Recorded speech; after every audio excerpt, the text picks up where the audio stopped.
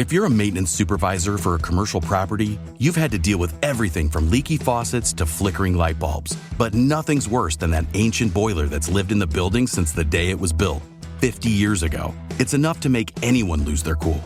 That's where Grainger comes in. With industrial-grade products and dependable fast delivery, Grainger can help with any challenge, from worn-out components to everyday necessities. Call, click Grainger.com, or just stop by. Grainger, for the ones who get it done.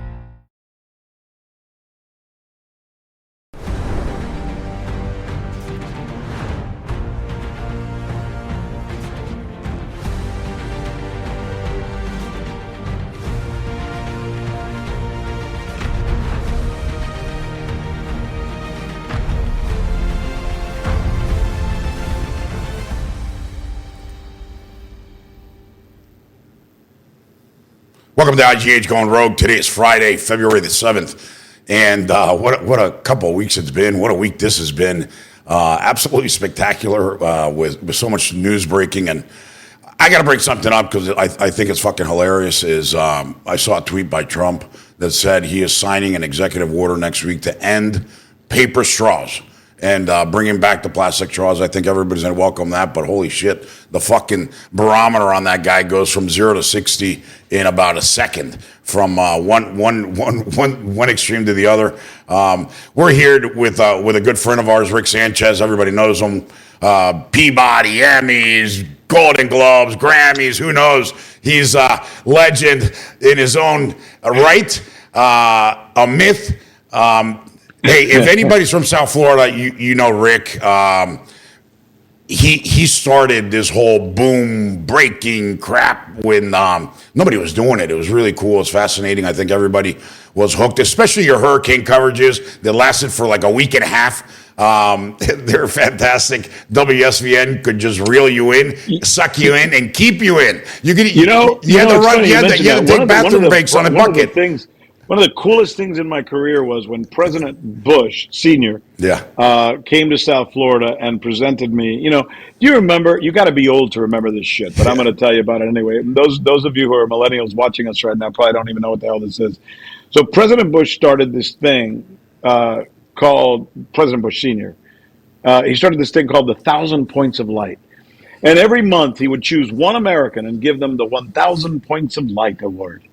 And after I did the coverage I did of Hurricane Andrew, where I think I moved like 200 million pounds of supplies into an area that had been hit by what was at the time the worst hurricane in the history of the United States, Hurricane Andrew.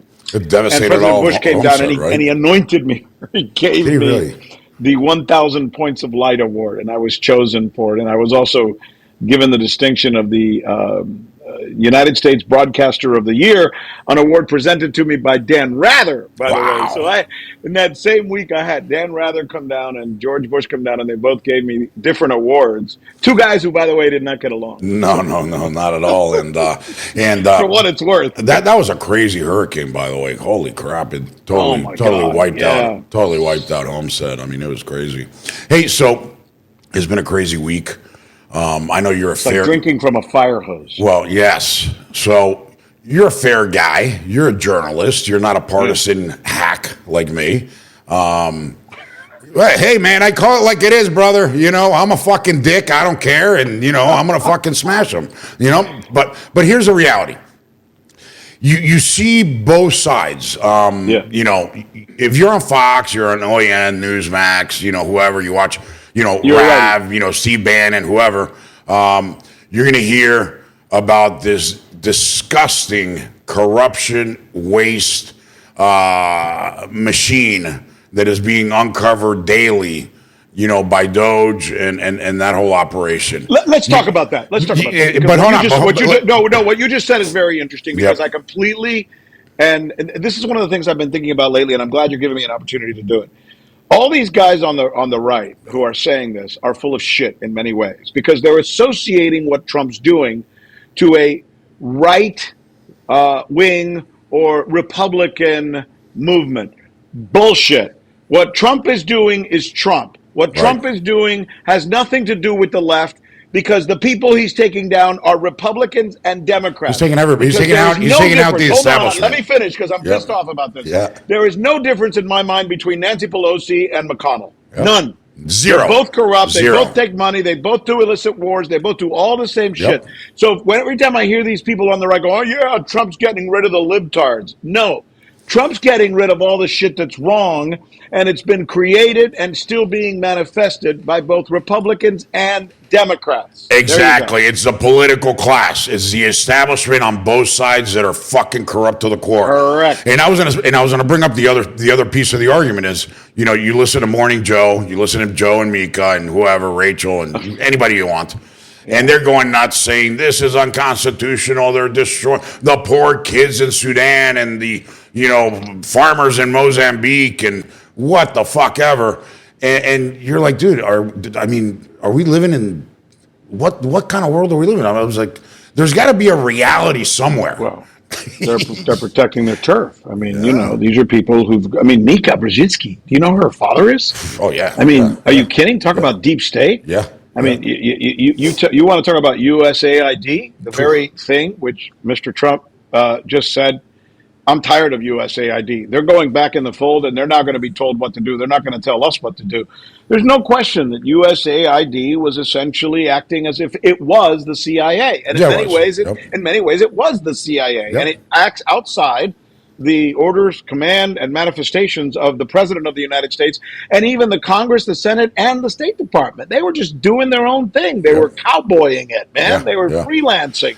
And Mr. Trump just came in and said, the gig is up. So now we're learning this agency, which they were using my tax money and your tax money, was out there doing all kinds of nefarious things. They're supposed to be a, quote, humanitarian developmental agency. To me, that means you go around the world singing Kumbaya, opening churches, making peace with people, helping people establish new ways of maybe keeping their water clean, that kind of thing. Right. Bullshit. USAID was just as involved with NGOs, non-governmental agencies, which were not in any way non-governmental, by the way, in coup d'etats, in taking down democratically elected leaders, in starting different conflagrations all over the world. How the hell do you think got us into this disaster of a situation we're in right now in Ukraine? Who the hell do you think got us into the Iraq War? So why do you think Mika Brzezinski and Joe and Liz Cheney and a gentleman I had on my podcast yesterday who used to be the director of USAID, who says it's a great organization that's done nothing good. It helps children and, you know, it's peace-loving. And I say, and apparently Mr. Trump and Mr. Rubio are saying, they're calling bullshit. Because what we're finding out is that they've done all kinds of nefarious things, not including paying journalists. Can you imagine? We've just learned, as I'm sure you're caught up on this as well, Ivan, that USAID was paying different journalistic entities. Most noteworthy is the Politico. $26 million. So I checked yesterday. I'll just say one more thing because I think this is interesting. Being a reporter, I spend my life gathering information and looking for sources and stuff. So yesterday, when I read that USAID had apparently given upwards of millions of dollars, to $8 million or something like that to Politico, which they're saying they were just subscriptions. Well, who gives a shit? Could you imagine if you and I, and you and I have talked about, you know, starting a startup to create something like Politico, but for Hispanics.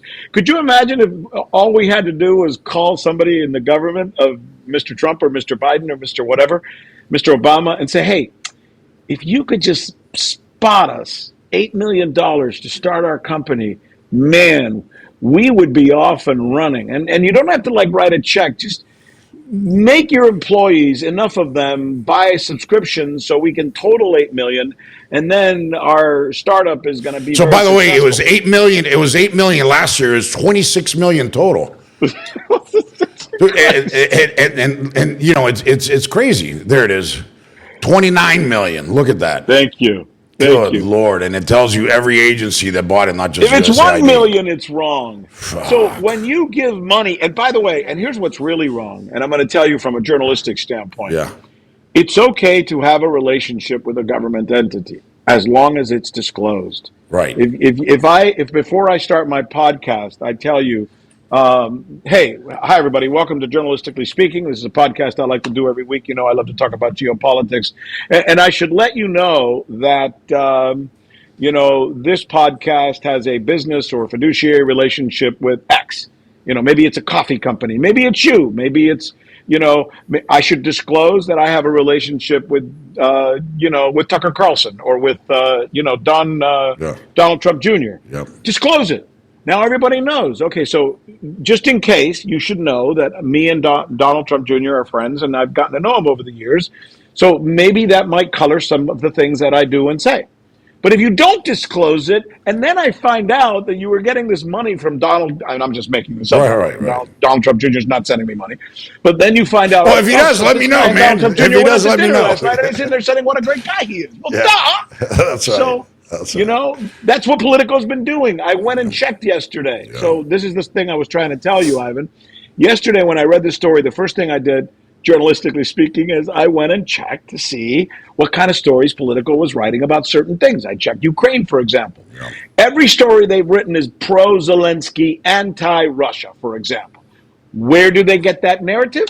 That's the official narrative of the U.S. State Department under Anthony Blinken. Yeah. So what are they pushing? The people who are paying them are getting the result of the story they paid for. Positive stories about their particular policies. That's bullshit, and that's not what journalism is supposed to be. That's right. And, look, this week we had a former CIA guy, and he came out straight up and he said, look, USAID is a CIA outfit. Yeah, sure, they do some charity work here and there, but it's really to do exactly what you said, to do soft coups. Because they're in the soft coup business. For those of you who don't know this, so here's what happened. Ivan and I are going to give you a little history because we're both Latinos and we both know the history of what happened with the CIA.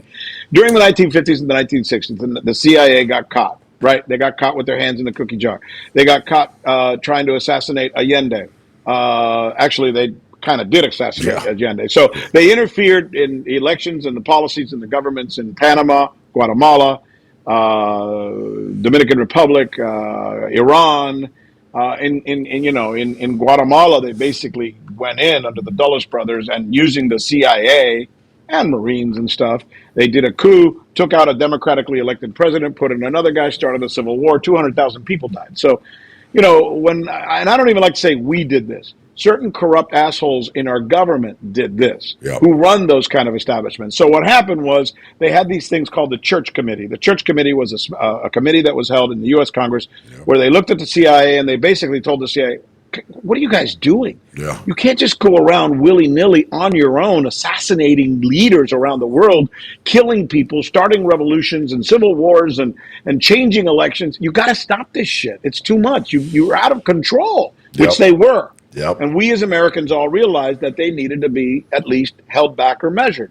So they needed another way to continue to do this later on, and that's where USAID was born. Yep. There you go. Little history lesson. Yeah, man, but it's true. It's absolutely true. And, and it's kind of a shame.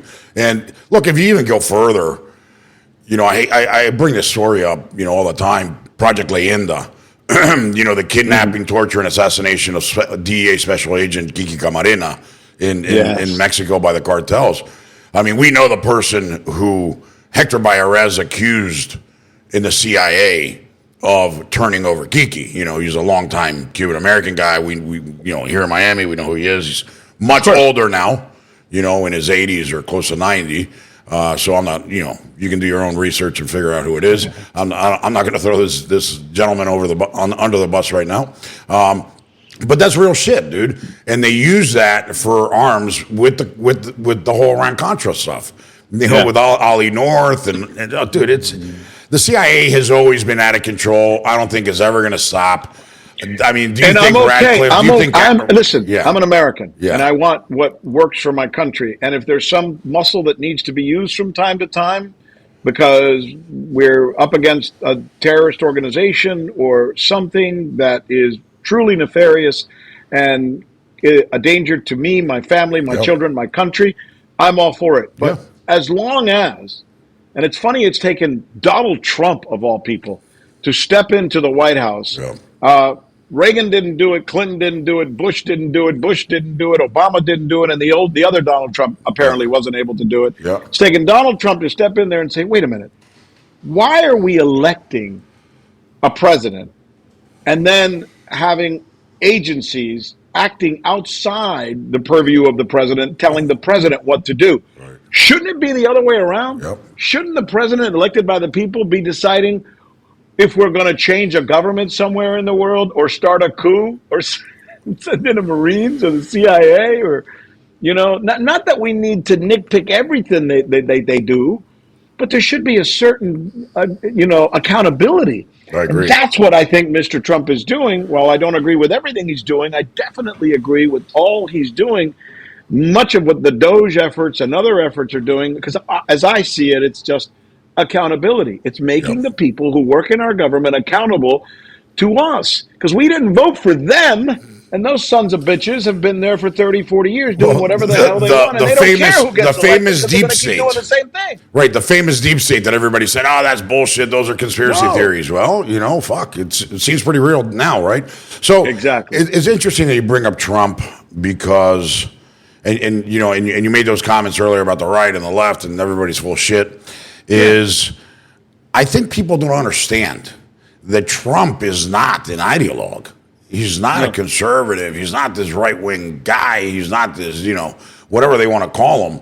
He's a pragmatic business guy that's using common sense. And he keeps on bringing it up. He's like, I'm just bringing common sense to government. That's all I'm doing. And back to America where it belongs, because we've lost it a long time ago. And, people get caught up in these labels, and they don't realize, dude, he's not Bush. He's not Reagan on the ideological spectrum. He's a very pragmatic guy, and he says, dude, this is fucked up. Why are we doing this? I think he can't help himself. I think it's either because deep down he's just an asshole, and that's a good thing. Or maybe he's just a pragmatist, as you say. Or maybe he just has this desire that he can't seem to in any way control, which I have too. My wife always says, man, you can't control yourself. When I'll be, Suzanne and I will be out, at dinner, and somebody at the other table will say something really stupid, and I'll literally just, correct them. And she goes, what are you doing? Yeah, like why? So what? You don't have to make everything right in the world. Well, I think maybe to a certain extent, Mr. Trump has that same characteristic, that to a fault, where sometimes I come off as an asshole, and my wife tells me, that was stupid. You were in a restaurant having a nice dinner. Who gives a shit what they think? Why did you have to correct them? But Trump has that tendency too, and the other presidents didn't. So there's a wonderful conversation. When Tucker went and talked to Putin, there was one thing I took out of that conversation. I talked to Tucker about this. And I talked to some of my sources in Moscow about this as well, which I thought was fascinating. So this a short story, but it proves the point that we're trying to make here. So Mr. Putin says to Tucker, he says, look, I said to Condoleezza Rice, and I'll show you the date, and he did. We had a meeting on such and such a date. You know how Putin is very specific about this. He's a kind of nerdy pragmatist kind of way. And he says, on such and such a date, I met with Mrs. Condoleezza Rice, and I told her exactly this, this, and this. And I suggested to her, I said, look, would you go back and have a conversation with with your president? And she said, no, I'll talk to him right now. Let's get him on the phone. Has a conversation with President Bush, and he says, look, let's do this. You and I should start creating something. We have 7,000 nuclear warheads. You guys have 6,500 nuclear warheads. Let's put them together. Together, we, Russia, you, the United States, will protect the world from all these nefarious actors and all these terrorists.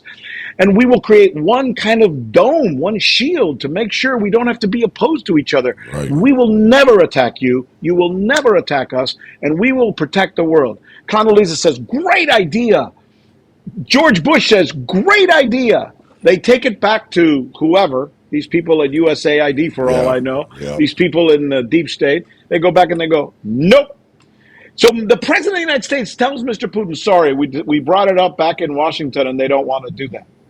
Another example, Putin apparently was meeting with Clinton. He says to Clinton, why do you guys not let me be a part of NATO? Right. We want to join NATO. Why have us as an enemy when you can have us as a part of the group? As an ally. I mean, you're going to save money. I'm not going to attack you guys. You guys don't attack me. That way we can be a part of the group and then we can have meetings and we can work things out. Mr. Clinton says to Mr. Putin, this is all true, by the way. You can look it up. And look at the interview he did with Tucker. Mr. Clinton says, you know what? I think that's a bad idea. I'm going to go take that back. Mr. Clinton takes it back. Then they call Moscow or whoever the hell these Russian dudes are over there. Sorry, we can't do it. We'd prefer to have you as an enemy. Now, whose decision was that? Was that Mr. Clinton's decision and Mr. Bush's decision and Ms. Condoleezza Rice's decision? Or was that somebody else making that decision? And that's my point. Mr. Trump is different from those guys. Yeah. Because those agencies that you and I are talking about that's in the news that on this day, they controlled Obama. Look what he did in Syria and Libya. They controlled Clinton, no question. Look what they did in Sarajevo and other parts of the Baltics, which is, again, an act of aggression on the part of NATO, which is supposed to be a defensive force. They controlled Mr. Carter, Mr. Everybody. They basically told those guys what to do. And along comes this dude, Trump of all people, and he's the one telling them the gig is up, the party's over. From now on, we don't take orders from you. We give orders to you. Yeah. I find that fascinating. I think healthy, this is a story of our time. I think it's healthy. I think it's good for transparency, and I think it'll level the playing field for a little bit. But Trump's not going to be around forever, right? He's only got 4 years, and then, Look, the deep state is like a cancer. It's never going to go away. It can go into remission. I guess. I hate to be negative like that, but man, it's an animal that's been around for a long, long fucking time, and I don't know if you can tame it. So you sent me, this commentary that you posted, and I'm going to read it if you don't mind. Sure. So for full disclosure, everybody knows, Fox, MSNBC, CNN, and then you did a stint at RT, and then Biden shut that down and shut you down. So your comment is restoring my First Amendment rights as a journalist. Today, I call on the Trump administration to reinstate my First Amendment right to practice journalism, a right unjustly stripped from me by the previous administration, a politically motivated continuation of a debunked Russiagate narrative, which we all know is the Russian hoax, right? Mm-hmm. While I'm not partisan, which is true, you are far from partisan. Some people even claim you're a lefty, by the way, as you know. I share the belief of President Trump, Secretary of State Marco Rubio, and Ambassador Richard Grenell that engagement with Russia is a more productive path than avoidance. As an award-winning journalist, managing editor, and host on RT, I have dedicated years to fostering a deeper understanding between Americans and Russians, demonstrating that we have far more in common than our governments would have us believe. Truthful reporting fosters dialogue, promotes understanding, and paves the way of peace. I urge this administration to restore my ability to continue this crucial work and help rebuild the bridge that the Biden administration so recklessly destroyed. So talk to us about that. Well, for starters, I do truly believe that there are no issues more important in our lifetime and for our children and grandchildren than war and peace. And I also believe that very few administrations have handled worse the issues of war and peace than the Biden administration have. Yeah. I also believe that the Biden administration has a vendetta against Russia, not necessarily because of anything Russia has done, but because they fear that somehow Russia has a relationship with Donald Trump and the Republicans, which is not true, by the way. There is no special relationship between Donald Trump and Russia. Yet, factions within the Democratic Party, and certainly Mr. Biden, are like a dog with a bone, and they're just not going to let that go. Yeah. Even though we all know it's been disproven, in their minds, it still has. So all those three things, I think we can all stipulate, right? That's fact, right. So here I go, and after working, as you said, on all these other places, I'm offered a job at RT. Larry King, an old friend of mine who used to work at CNN, who's since passed, God bless him, good guy, called me one day and said, Ricky, let me tell you something. They don't interfere with my narrative. They don't tell me what to say. We have an agreement. I pick my own guests. I do my own stories, and they've hired me to do this, and I'm happy with it. I said, well, Larry, I trust you. You and I worked together for many years. We're both Miami guys. And at the time, I thought it was a good idea. I started working for them. I thought, working for the Russians. Well, it turns out I experienced more journalistic freedom, less control over my narrative there than I did when I worked at CNN. That's right. And oftentimes when it came to push or shove at RT and there were issues where, we had disagreements about editorial issues, I won 75% of the time. When I'd say, no, guys, I'm sorry. I'll give you an example. They wanted me to not call Mr. Biden after he beat Mr. Trump 4 years ago, the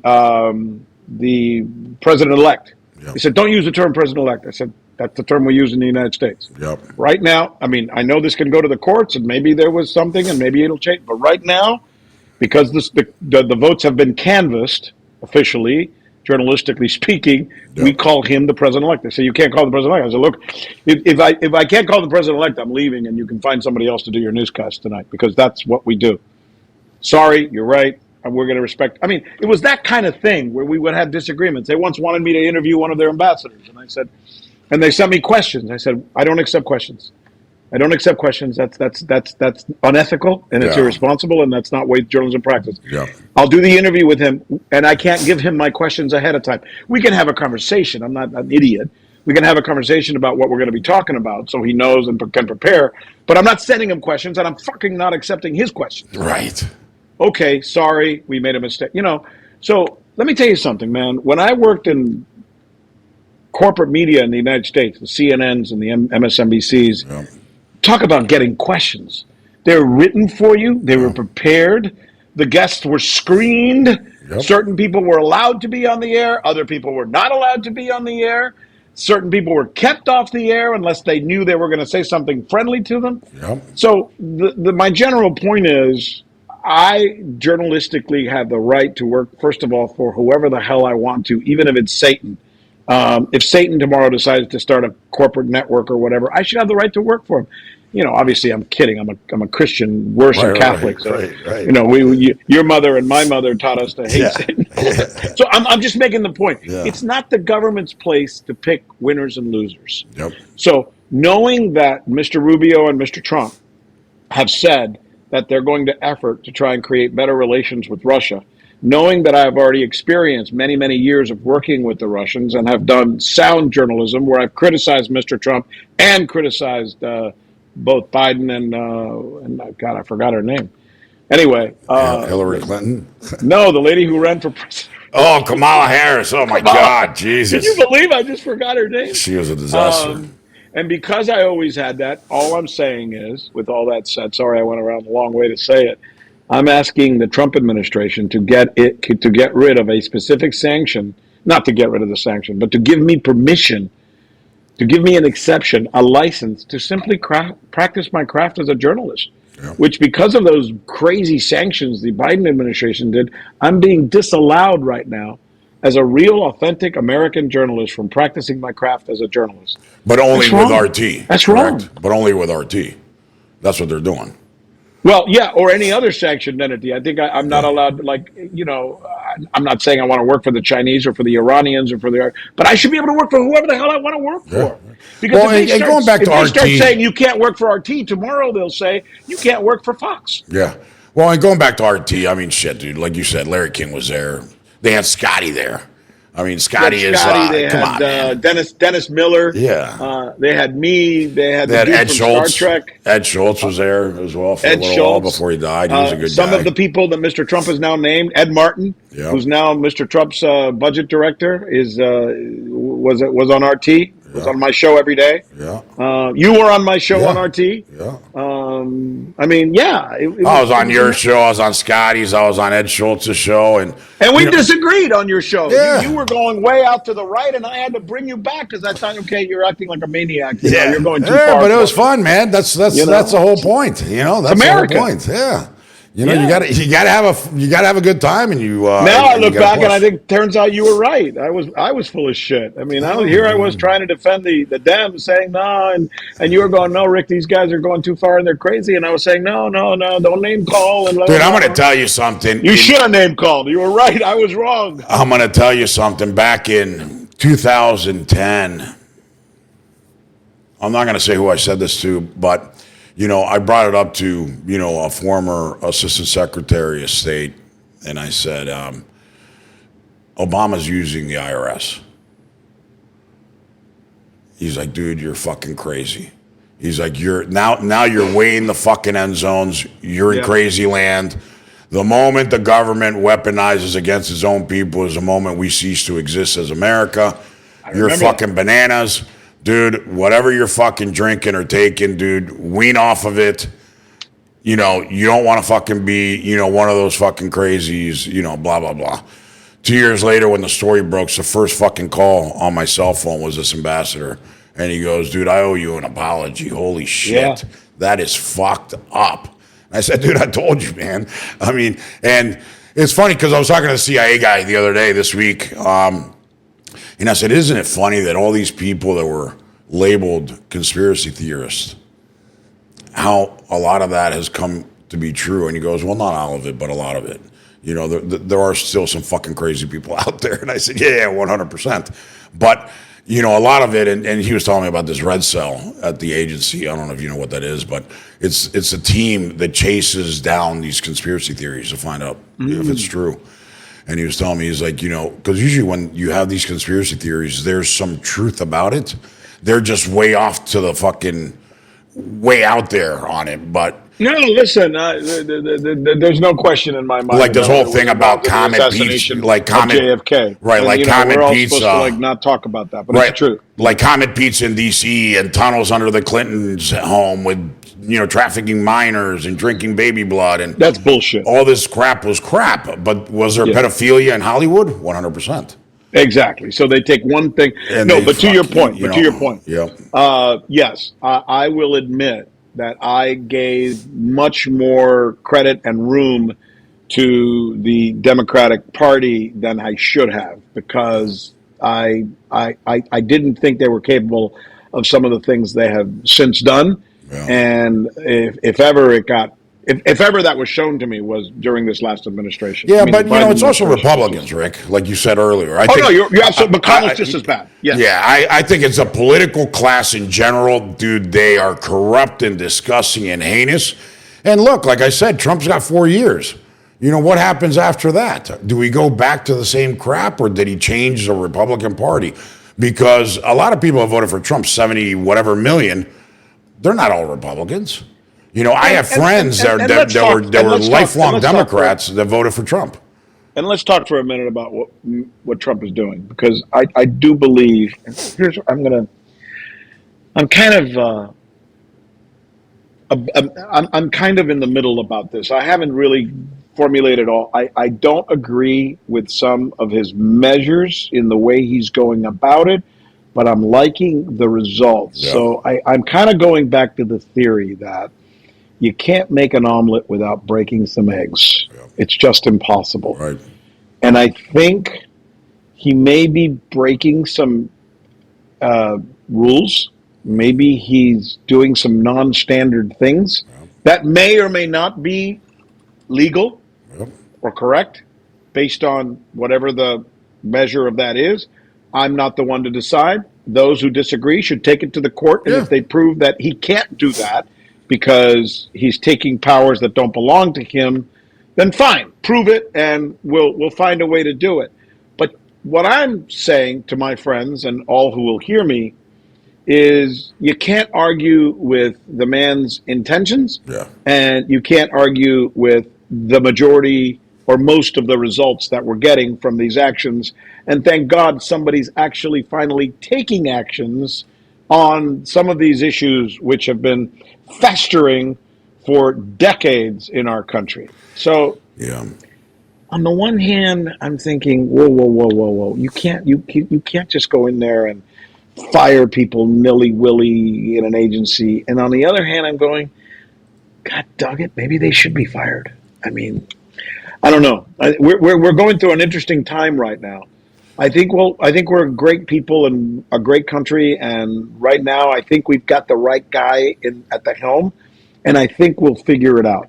But we should all check him just as much as we check anybody else, and not fall in love with any one human being, because the only person we should love is up in heaven and not here among us. 100%. And, and on that point, he's cutting, they're cutting USAID from 10,000 employees to 296. I mean, that's a fucking cut. Holy shit. Right. And again, we all know that's kind of deserved. I mean, you look at their history, know, now, should he throw out every abuelita who's been in this United States for 18 years, and she goes to church every Sunday, and she teaches Bible school, and and should that person be manhandled out just because we want to make sure we control our border? There's where we get into the how do you make so I'm glad you got into that. I'm glad you got into that. So I'm going to bring something up. When Newt Gingrich was running for president, I was his Hispanic communications director, and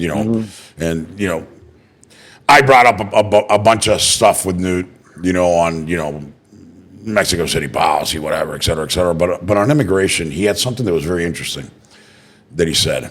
He said, "Look, we can't fucking deport everybody. What we need to do is deport the fucking criminals and the people that are fucked up." Correct. But he goes, we got to find a way, and he had a great idea, Rick, that I think you're going to take communion with, because we've had some conversations, some sidebar conversations on this, and you just brought it up, and he goes, look, if there's somebody here that's been here for years, they're a contribution to our community. They go to church, they're on the school boards, their neighbors love them, they're friends with neighbors, they work and they pay taxes. He goes, why would we want to uproot these people and throw them out?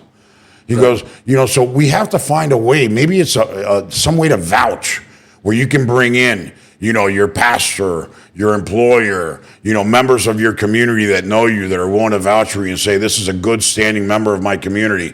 Then, you know what? We find a way to put them in line, at least get them some papers so they can work legally. And then, we give them some penalty. You'll never become a U.S. citizen, but maybe after 10 years, we'll give you a green card or something like that, and find a way. It's two steps that we have to take to make these correct, I think. If I was in charge of this, at least, not that I would be able to come up with the operational details to make it work, but I think I would be able to figure out that at least the mission should be twofold. A, as far as the people who are here, exactly what you and Gingrich alluded to. Make sure you can find a screening process that allows the people who've been contributing and who love this country, have contributed to this country, have fought in our wars, our pastors in our church are going to church, have risen, have taken care of their children. Their children have become good citizens in good standing. They don't have a criminal record. And yet, for some reason, because of the stupid legal process we have for immigration, they've been in this country for 13 years and they can't get their papers signed by somebody. Because it's just so stupid the way we do this thing. So, I agree. But at the same time, we got to close the border. We got to close the border. We got to close the border. We got to close the border, and we got to stop letting people come in that way. I got a better suggestion. In the old days, this used to work, and somehow we got away from it, and I don't know why we got away from it. I agree with those who say that because our population has aged, and it certainly has, the average white Anglo-Saxon in the United States is in his late 40s or something like that. The average African-American is in their 30s, while the average Latino in the United States is in his 20s. So we are by far, Latinos, people like you and I, Hispanic Americans, are by far the youngest 28 average age group in the United States. Great. So that's great. But we need people to do some of the work that many Latinos do. And I'm not going to say it's all far, because there's just as many nurses and doctors and lawyers who are Latino too. But there is a certain amount of, starting work, for people where they begin their careers, which is, a little more manual labor. Not exactly manual and not necessarily, blue skilled jobs or anything. So, what used to work in the old days was something called the Bracero program. There are people, by the way, a lot of these people, they don't want to live in the United States, but they do need to work. Bring them in. Give them a permission for 2 months Put a tag on them if you have to. Do whatever you got. They're probably not going to stay. They want to go back. The only reason they stay is because they have to stay. Yep. Because if they leave, they can't come back in. Yep. Let them leave and come back in. Give them a work visa for 2 months. Let them work and go home. Give them one for 4 months, depending on what they do. And if Bush had that. Product I don't know if you remember. And then they'll go back. All they want to do is put money on the table for their family. They won't bring their wife or their abuelita or anybody. They're going to leave them in Honduras or in Guatemala or wherever. They're going to come here, do the job, go home with $10 or $12 or $15,000, which in their country is like $40,000, $50,000, and they're good. And why don't we go back to doing I know, that? and I was talking to somebody like exactly about that because W43 had that guest worker visa program. Yeah. Why aren't we fucking using that more? Why, I don't understand. So we're allowing all these people to fucking cross the border illegally. We don't know who the fuck they are. Why don't we bring them in? If we need ranch hands, if we need whatever it is, get a guest worker visa. Exactly. a seasonal fucking visa. And they'll do. A lot of these people will come in, and I've heard stories, bro, about people that they already know how to come in and out, and they've been doing it for years. And they come in. By the way, when my parents came to the United States, they didn't come from Cuba because they hated Cuba and loved the United States so much that they needed to suddenly change everything about their lives and come to the United States. They came to the United States out of necessity. Yep. Your family came to the United States out of necessity. Hondurans, Guatemalans, the story I told earlier about Guatemala, a civil war that kills 200,000 people. Where did the Guatemalans go? They came here. Did they want to come here? No, they love staying in Guatemala. Yeah, but everybody loves the place they're from. Yeah, but there's a difference, right? Is legal versus illegal immigration. Correct. And I think we need to correct that because we can't have force them to be illegal because of our policy where we make them sneak in, though we wink because our workers... Pardon me, our labor, our employers need them, so they get them into the country. And then we have a system that doesn't allow them to leave, because if they leave, they're not going to be able to come back in. So then they have to stay here and send money to their family over there. So we should change that whole enthymeme around, turn it on its head and say, you can work here, but you can't stay here. And we'll tell you for how long you can stay. And if you overstay by 1 day, you're going to prison for the rest of your life. Yeah. Whatever the hell. I'm exaggerating. Yeah. But you got to have some real penalties and a real solution. And, everybody's been talking about this immigration reform for a while, and Trump offered to fix it last time, remember? And Pelosi and Schumer said no. He said, fuck it. Let's put total comprehensive immigration reform on the table. Give me the fucking wall and let's do it. And the Democrats didn't do it because they want to use that as a pawn, right? And they use that as a wedge issue, with voters. But the reality is this. If you look at every single poll right now, the vast majority of Americans are against what happened in the last 4 years, where you had an obscene amount of illegal immigration. And, and the problem is that you have, MS-13, you have Trinidad Agua, you have a lot of violent crime that has happened and has been out of control. And look, I've talked to CBP people, and they told me at one point in San Isidro, you had between 50 and 100 Russians coming in every day. The same thing with Chinese. And down here in Miami, what do we see the last 2 weeks? Vans of Chinese illegals that were shipped over from Bahamas that came over and dropped off, down by Pinecrest or whatever, right? So it's, dude, it's fucked up, right? I mean, but in the end, we have to make, I agree, but here's what we can't do. We can't just say, there's a bunch of strange people in our country, let's get them all out. Because that doesn't work. What we have to do is have a cogent, intelligent, comprehensive, even complex answer to what is a comprehensive and complex problem. And we can do that. There's enough of us who understand the complexities without thumping our chest from the right ideological point or the left ideological point, both of which I think to a certain extent are full of shit on this issue. Yeah, and that's why I think Trump is going to be able to fix it. I mean, he's pretty pragmatic, and he's said it openly. He's like, look, we're not going to be able to fucking deport 30 million people. Let's get rid of all the criminal element and then figure out a path, right? Correct. But you can't continue to let, millions of people bust through your border. I mean, that's fucked up.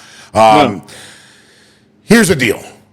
You have about 680,000 people that have either detainers or some kind of criminal record. You're not going to be able to deport 10 million if that's the number that came through in the last 4 years. But even to deport 600, let's say 600,000, right? 680,000. I said million, so sorry about that. But yeah, 680,000. You know, if we're capturing 1,000 a day, it's going to take fucking years. Exactly. So, everybody's got to, figure out that this problem needs to be resolved some other way. You're not going to be able to deport everybody. Exactly. Right. Yeah, I told you the other day, I mean, I'm hearing it here, in South Florida. I'm hearing my friends and people I know who are coming to me and saying, oh, my God, I tried to, I have workers here at my ranch who've been here for years, and they're perfectly legal, and they have, they're in the United States, they're documented or whatever it's called. But from time to time, when there's a project that needs to be done on my ranch, and I'll say, listen, can you, whatever, I need to resod my, a certain part of the ranch, or I need a new stable made for some of the horses or something. He goes, yeah, I can do that. And I'll notice that when I go out in the yard or I go out on the ranch to see the work being done, I'll notice that there are different people in the property that I think he will get or recruit, right? And recently I asked him to do a project on like some of the pavers that we have out here. And I said, listen, can you try and see if you can get that done for a certain event my wife wants taken care of? And he says, I can't get anybody to come here and work. I said, what do you mean you can't get anybody to come here and work? He goes, no. None of the Latinos are leaving their houses because they're all afraid they're going to be picked up on the streets. They're literally cowering and hiding in their homes. Yeah. It's like, damn, really? Yeah. Goes, I've heard about that in construction sites as well. Yep. Yeah. They can't get people to work. So, there's kind of a yin and a yang. And in saying but there's that, there's also some fear mongering, Rick, because Homan is not doing that. He's not rounding up people walking down the street or going into construction sites. They're going after people that have warrants, that have detainers, that have, a criminal record, that they know who they are. And I've spoken to people at the FBI, that deal with in this area, and they say, we know exactly where they are. We know exactly who they are. We know their name, date of birth. We know everything. We were just prevented from making arrests. Yeah. So look, that's going to keep them busy for a while. But we said, it's not something that's going to be done overnight. It's not simple. There might be unfortunately some collateral damage, and there might be good people who might be sent back who we wish would have stayed because they are literally very good people, and you know them and I know them, and I think all Americans know them. We've all met people who come to this country who may not have the correct documents, but they have the correct attitude, and they have the correct love for America. Unfortunately, some of those people may end up being, caught up in this thing, and that's just the way it has to be done. Yeah, I think it's the governor of, I can't remember if it was Minnesota or one of these places that said, he's housing and protecting an illegal, which people suspect is house cleaning people or his man. Yeah, whatever. We all have. Yep. Okay, let's not be hypocritical. Yeah. You've had people work for you, and you probably didn't even know we're in the country illegal. So are you harboring? Hey, brother, I don't know, man. It's hard to figure out. I had people that worked for Sabine working for us that we didn't know until later that they were a part of Sabine. So, I mean, it's impossible, man. It's and by the way, it's not the job of the average American to go around checking people's papers. And, right. When somebody comes to mow your lawn, right. Heaven forbid, and I know that may not sound right. I'm just using that as an example. Yeah. If somebody comes to mow your lawn or paint your house and you recruit them and somebody brings them over, you're not going to go out there and say, I want to see your papers and I want to see who's your name. And we don't do that in America. That sounds very Gestapo also. So, right. It really is. It's a complex issue. But like I said before, and I think maybe this is where we can kind of wrap up this conversation. Yeah. What Trump is doing is necessary because you can't make an omelet without breaking eggs. Yeah. There's a certain amount of stuff that's going to be broken in the process of making things right. Hopefully it will be done in such a way so that it's not severe and not too hurtful to too many people. But sometimes these things happen. And so you got 3 minutes, Rick. I know we got 3 minutes with you. Real quick, what's going to happen to media now that they don't have government funding? Well, there is one thing that they still have, and unfortunately it exists in this country, and we got to at some point get rid of it, and that is the corruption in politics and the money that people literally are allowed to buy politicians in the United States of America willy-nilly. You want to own a guy, you want to own a McConnell, you can own him because McConnell went from being a poor dude making $150,000 a year. He's now worth 30 something million. You want to own Pelosi? You just pay her enough money and she'll do the shit you want her to do. So you give her the money. So there's literally $1.5 billion that was spent during the presidential election last year by donors. That $1.5 billion came mostly not from regular Americans, but from like less than 1 or 2% of Americans. Yeah. So what am I saying? Where does that money go? It goes to CNN. Yeah. It goes to Fox. Yep. It goes to MSNBC. It goes to the media. So do you think our media in this country is going to go out tomorrow on a crusade to get rid of corruption in politics? No. Yep. The media lives off of the corruption in the politics. So CNN does not do stories. Every once in a while, they'll bust a politician. Menendez and Blagojevich. Yeah. Those are the two I can think of, yeah. Right? They got two guys who, as far as I'm concerned, were no different than the rest of them. Not that they're great guys or anything. I'm not saying Menendez is a great guy. I'm just saying when you really look at it, he took what, 100,000 in gold bars, and they bought him a Mercedes. That's $160,000. There are people out there doing a lot worse. To fix the media, you have to fix the thing that feeds the media, and there are many things that feed the media. Among them, our corrupt political system. Yeah. Awesome, brother. Well, hey, I appreciate you, man. You're always fun to have, and we're going to continue our conversations, I know. Love you like a brother, man. Let's do it. Man. I appreciate it. Have a great weekend, man. Dale. Ciao. All right, take care. All right, guys. Hope you had a little fun with Rick today, and I know there's going to be a whole bunch of comments on the throw them all out and zero tolerance on illegal immigration. I agree. We got to close the border. We can't let people come into this country illegally. There's got to be like Rick was saying, a formal and legal process to get these folks into the country legally.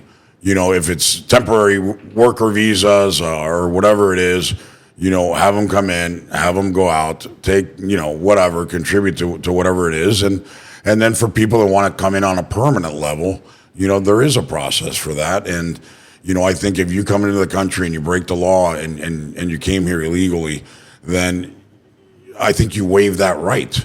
You waive that right for, a permanent residency and citizenship. So, it's going to be tough. The problem is that we have so many people in here. I just used an example. If you do the math, I'll do the math right now with you guys here. It's fucked up because if we grab, let's say 680,000, right? That's how many criminals we have, and we're grabbing about 1,000 a day. That's 680. That's 680. No, that's Jesus Christ. I can't even do my fucking math. That's 365. So that's like 2 years. It would take us 2 years just to get rid of the criminal element in this country. And what about the millions that poured through during Biden? Some people are saying, dude, it was 8. Some people are saying it was 12. Some people are saying it was 15. Those are astronomical numbers. We got to find a way to fix that problem. We got to find a way to at least stop that problem. And I think President Trump is the only guy that has, the character to do that. And we've seen how he's forced Mexico to put 10,000 troops on the border. He's moved troops down to the border. I don't think anybody's going to get through there now. But we got to finish that wall. We got to do something. It's crazy. Anyways, hope you guys enjoyed going rogue this week. We're going to have a very awesome week coming up with some law enforcement people talking about some of these threats with possible terrorists inside the country. We're going to talk to a lobbyist who's actually on the cannabis issue on trying to get marijuana legalized. We want to hear his thoughts and why he thinks that should happen and why it shouldn't happen. I think it's legal in a lot of places right now for medicinal purposes. I don't know if I agree on having it be a recreational drug or something legal like alcohol, but there's a lot of data out there on both sides, and I'm gonna challenge them on that because We know that there's enough data out there on marijuana that destroys your brain. It makes you slow. It makes you lethargic, and has many, many other problems. So let's see what he says. He's the pot lobbyist. So hopefully he'll have come prepared with a lot of data and take some tough questions. But, we're also going to bring in a doctor who is very much anti-vaccines, has written a bunch of books, and is very well known. And we're going to have her on the show to explain to us why she's so anti-vaccines. I think everybody is at least anti-COVID vaccine because we all know it was full of shit and it didn't do anything. But I don't know. What about the rest of them? I think there is a lot of questioning about shit like Gardasil, for HPV. Why would you need to get a child an HPV vaccination? There's some bizarre shit out there, and we're going to enjoy having a conversation with her. And then we're bringing in some specialists, to talk about the deep state. And obviously, we're going to be following what's going on with all these things. Kash Patel is supposed to be, confirmed next week. We know he's got a very, very hard agenda starting day one. And we're going to follow what Pam Bondi's doing because, we think she's a rock star, and it'll be very, very fun to see the changes she's doing. She's already making a bunch. So, anyways, you can watch us on Rumble if you are watching us now, or you can follow us on any podcast platform that you like. We're on Screecher, we're on Spotify, we're on Apple, we're on iHeartRadio, we're on Pandora, we're on Audible, we're on Amazon Music, Podbean, you name it, all of them. Any podcast platform you want, you're going to find us there. Download us, listen to us, share us with your friends. And if you really want to watch the video, then go to Rumble. That's the only place you're going to see it. And we'll see you next week, guys. Have a great weekend. Cheers.